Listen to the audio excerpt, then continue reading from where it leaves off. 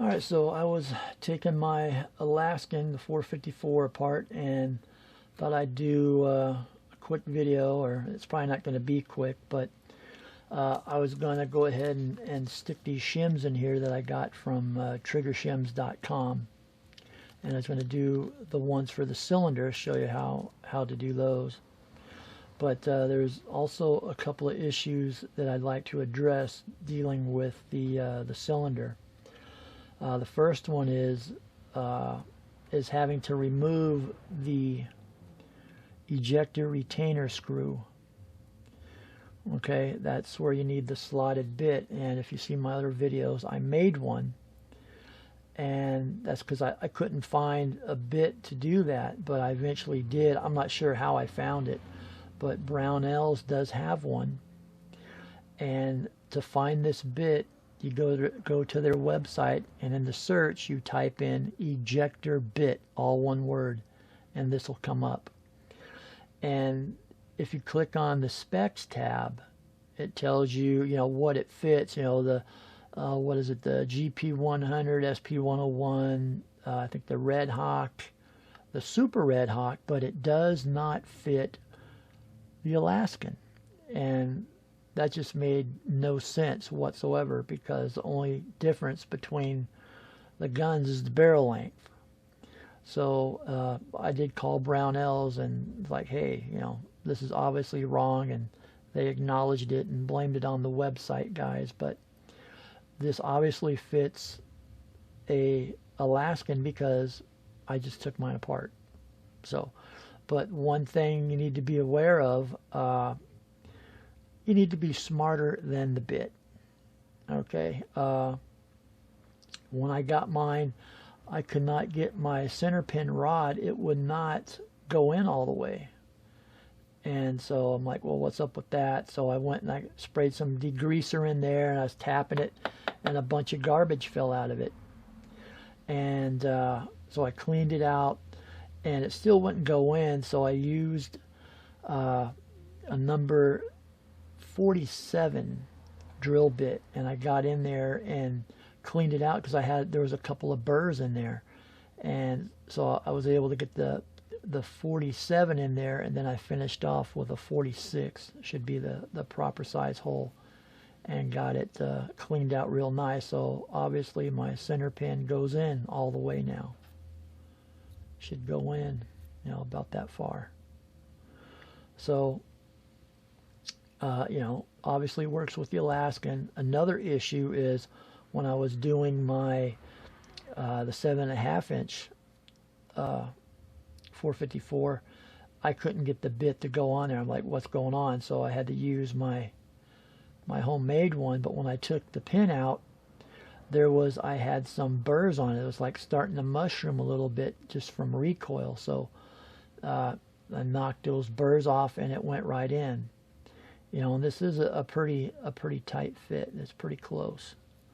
So, if it's not going in, the bit may be dirty. You might have some burrs on this, but you got to be smarter than what you're working on. So, check these things out. And this is one of the parts, the center pin rod, that I have extras of. In fact, I try to buy extra parts for everything, for every, all the parts, a couple of them just to have on hand. Yeah, so that's the issue with this. This does work on the Super Red Hawk Alaskan. Okay. The other issue is when you remove your ejector, or you're taking the ejector retainer out. So on your cylinder you have the two ejector pins, centering pins, and the slot, it is keyed when you put it in, but the issue is, or it's really not an issue, I got a comment. Some guy, I think he's the only guy that didn't like my video, but he was saying that if you do not take You know, if you do not support the ejector with, you know, some brass, you're going to bend your pins. Well, I understand that. That's what you need to do with a Smith & Wesson. This is a Ruger, okay? And just to prove the point, okay, trying to hold this still, but there's a little bit of play, just a little bit, on those pins with the ejector, okay? Now you can take a piece of brass and drop in there, and it still moves. Okay, you can put another piece of brass in there. You know, you can hear it. It's rattling even the brass. You can put another one in there. Okay, it still moves. Now, if I was to push this all the way to the side, all my brass comes right out. Okay, if I push it the other way, you know, the brass comes out. The brass is not supporting the ejector at all.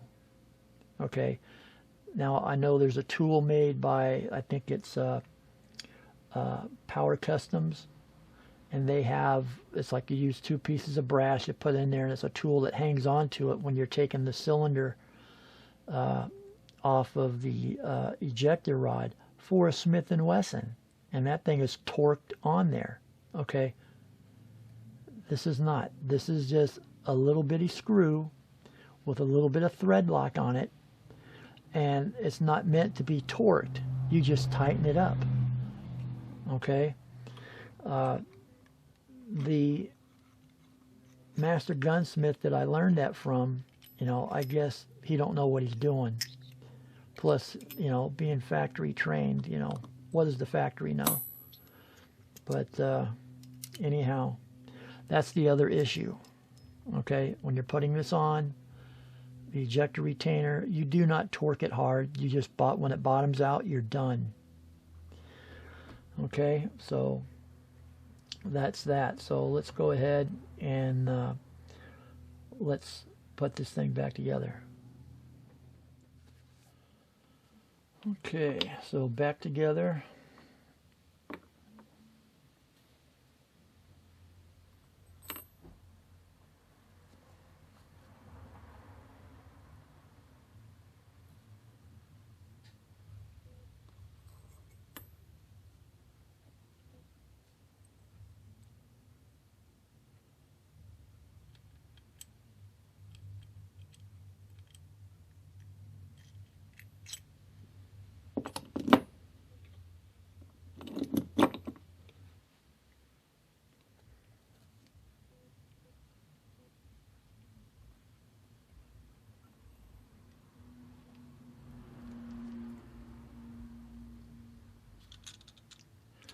And just to prove this bit works, I'm going to use it.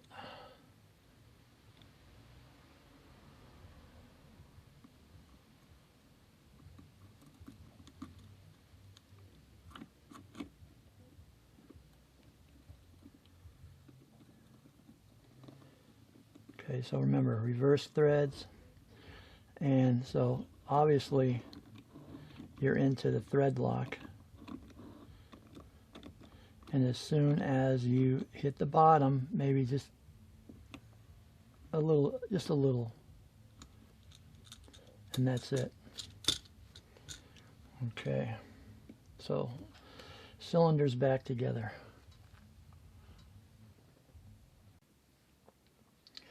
All right, so let's get the crane back in here. We got that. We have our ejector rod, we have the front latch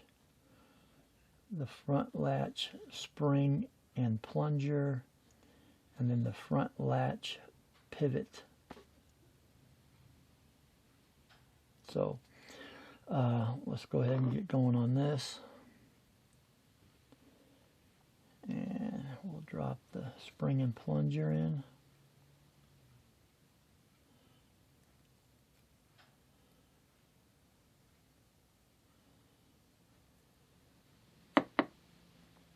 Okay.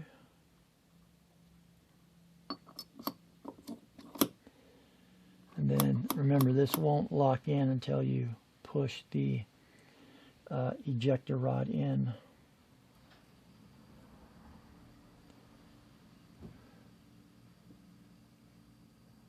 Our front latch.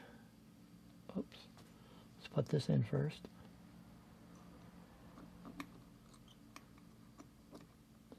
Like so. And then, of course, you push it in, and now it's locked.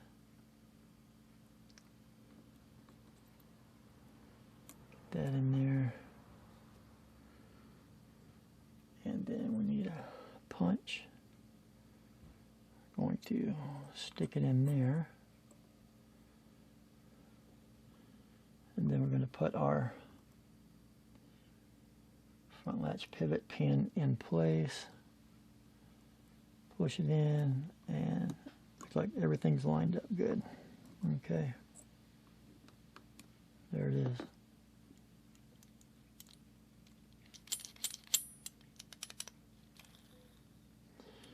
Alright, that's back together. Now let's put it in our gun and see what kind of slop we got.